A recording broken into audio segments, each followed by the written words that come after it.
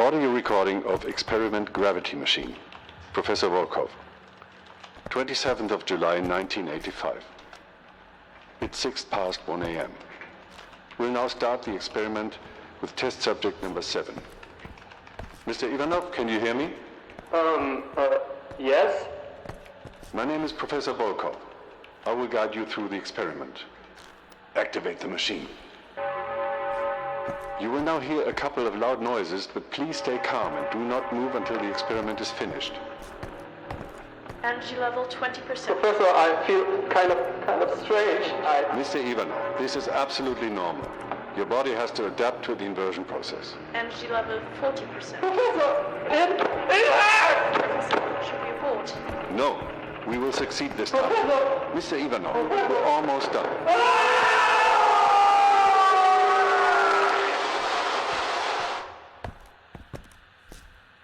Mr. Ivanov, how are you feeling? Mr. Ivanov? Crap. That does not look healthy. But look, his gravity got inverted. It worked. The experiment gravity machine with test subject 7 was successful. However, the process of gravity inversion has to be recalibrated and optimized a little bit. End of recording.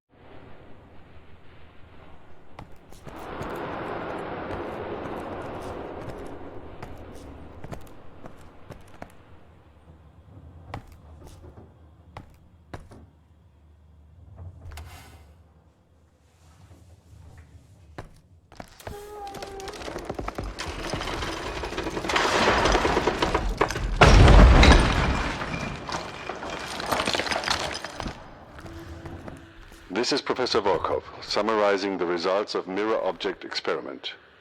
Test run number 8. 2nd of August 1985. The test objects can still be mirrored successfully. As expected, all subordinate objects follow their respective master object, even if their physical constitution would not be possible in one of the dimensions. This leads to the conclusion that only the master object's constitution is decisive in the process. Unfortunately, all attempts to imitate this with animate beings have failed so far. All animate subjects have displayed extreme behavioral disorders, self-destructive tendencies, and autocannibalism after the mirroring process. I suspect that this deviant behavior is due to the free will of any animate being acting conflictively towards the nature of a mirrored object, which exists to serve its master object. These complications could probably be resolved through the use of strong sedatives or operative procedures to the brain. I reckon this issue needs further investigation. End of recording.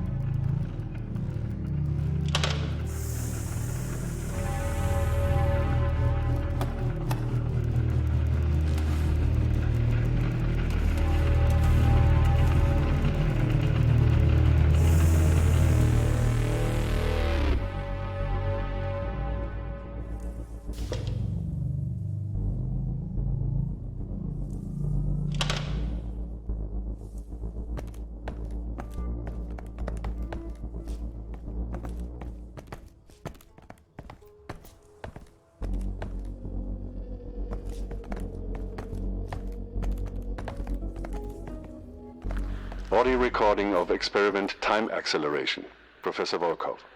1st of October 1985. Test run number 12 has proven to be successful. We were able to accelerate the passing of time through gravity manipulation in test area 4. You can literally watch the wheat grow. These results are truly fascinating. Agriculture and forestry resources could be nearly endless if we continue to optimize our research. However, I am transferring leadership of the experiment to my student assistant until my work on Project Helios is finished. End of recording.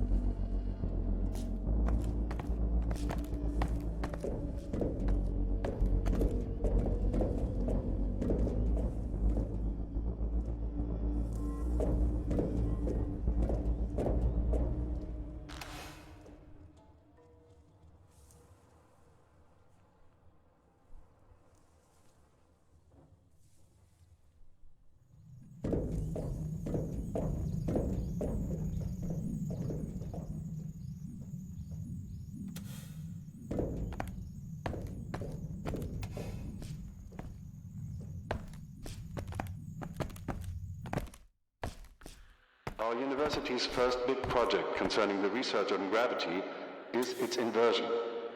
This groundbreaking discovery paved the way to many subsequent experiments, but its most practical use is the optimization of space.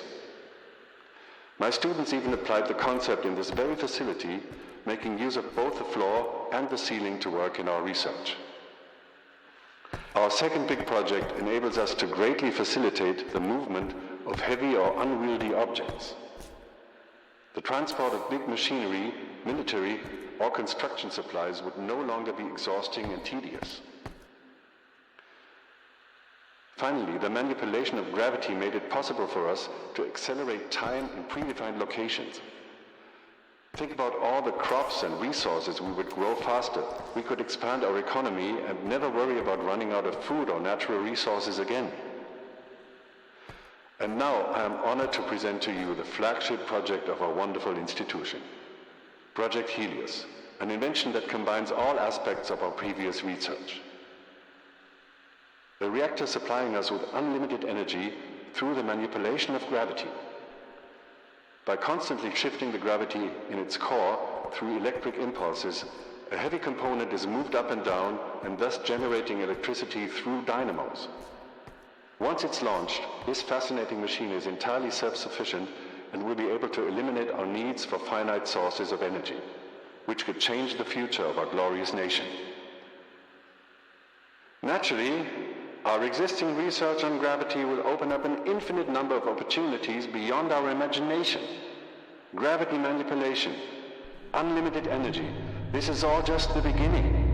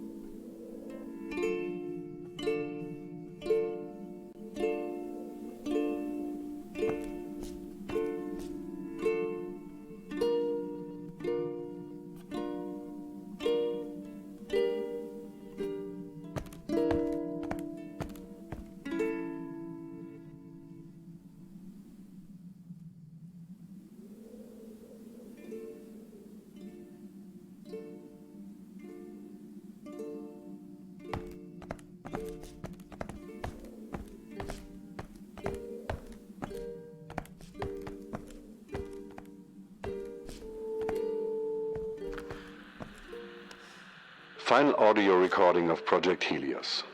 Professor Volkov. 8th of October 1985. We live in truly strange times.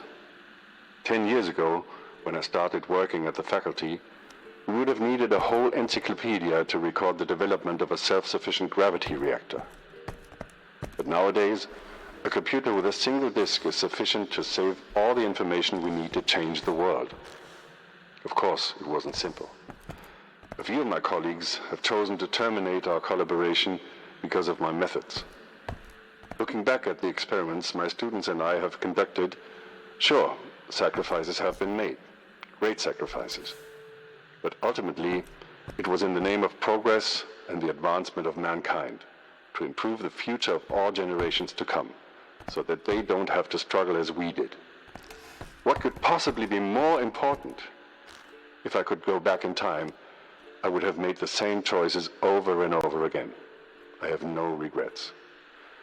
But now, it's time to present to the world its future.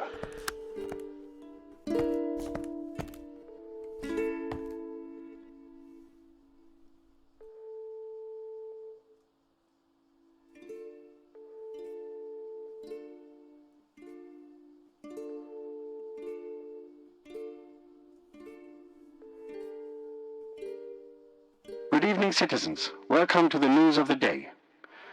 During an incident in the research facility of our renowned State University of Technology in Khimki, one of the most progressive and innovative facilities worldwide, a number of students, members of research staff, as well as visitors have been reported missing. The reason for this incident is still unclear. Among the missing people is also the renowned and internationally recognized scientist Professor Volkov, who is considered a pioneer of experimental physics and has made great contributions to the field.